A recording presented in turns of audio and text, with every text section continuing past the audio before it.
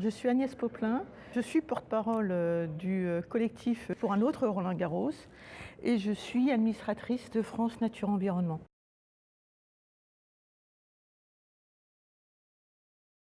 Alors France Nature Environnement, c'est la plus grosse fédération de protection de la nature et de l'environnement de France, parce qu'on a 850 000 adhérents et que nous sommes une fédération d'associations de protection de la nature et de l'environnement.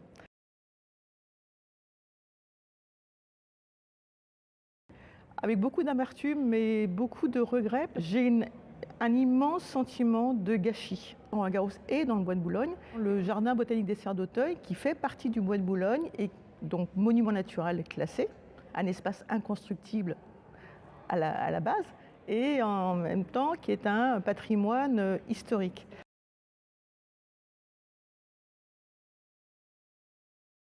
Ah, mais il était tellement évitable. Ils ont choisi de rester à Paris, donc si on se rappelle, c'était en février 2011, quand l'AG de la FFT a choisi s'agrandir. Toutes les associations de protection du patrimoine et de l'environnement qui étaient là, dont le gardien des sites de l'UNESCO, qui s'appelle ICOMOS, on les a rencontrés et on leur a dit attention, parce qu'il y a des solutions alternatives. Donc si vous voulez choisir de rester à Paris, ok. Mais à ce moment-là, appliquer ce qui est très connu quand on est dans l'environnement, le principe de l'évitement, de la réduction et de la compensation. Le contre-projet, nous l'avons porté, nous l'avons financé. On a trouvé un point d'accord qui était extraordinaire entre les associations de protection de l'environnement, les associations de protection du patrimoine, les associations de riverains. Nous, on disait, ok, ils ont voulu rester, on respecte leurs décisions, vous continuerez à avoir des nuisances pendant les 15 jours ou 3 semaines que dureront Roland-Garros, mais nous, on vous propose de supporter ces nuisances-là, mais en revanche, de respecter aussi l'intérêt général. Et on a tellement bien réussi à les convaincre qu'on a réussi à convaincre le maire de Boulogne, qui a participé au financement de l'expertise. On était arrivé à une estimation 55 millions et selon les aménagements 60 millions, ce qui, en fin de compte, correspondait au coût de construction d'un nouveau stade dans les Serres d'Auteuil et l'aménagement des bâtiments des Meulières, ces fameux bâtiments dédiés à l'accueil du public. Donc en fait, on leur disait, au lieu d'aller dans les Serres d'Auteuil, on vous propose une opération blanche financièrement, d'aller sur l'autoroute, et en revanche, vous économiserez du temps et de la procédure. On a fait plus de 35 recours judiciaires qui sont allés jusqu'au Conseil d'État. Le tribunal administratif, la Cour d'appel ont validé le fait que la Fédération française de tennis construisait dans les Serres d'Auteuil. Si par hasard ça ne se faisait pas, la ville de Paris, donc les impôts des Parisiens, les dédommageaient, leur donnaient 50 millions de dédommagements. Ils ne perdaient jamais. À tous les coups, ils étaient gagnants. Ça, on a pu annuler. On a annulé aussi, on a préservé.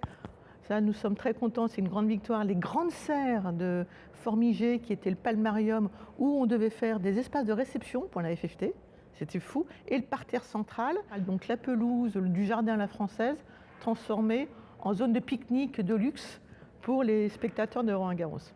Donc on a préservé 2 hectares du jardin des Serres d'Auteuil sur les 3,5 qu'ils voulaient annexer.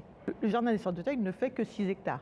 Donc en fait, on a préservé un tiers du jardin de l'appétit insatiable de la FFT.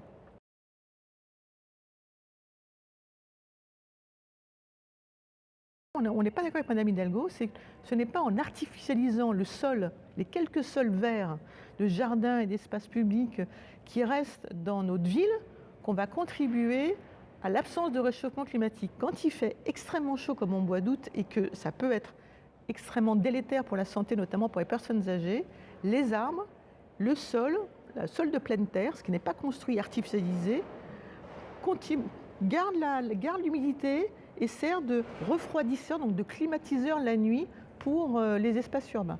Les sols poreux, comme les terrains de tennis, ne sont pas considérés comme des sols de pleine terre.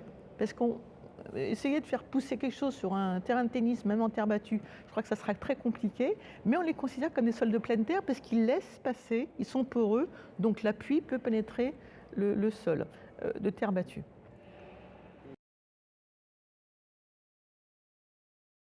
Il n'y a pas eu d'effet de dialogue volontaire avec la FFT, la ville de Paris.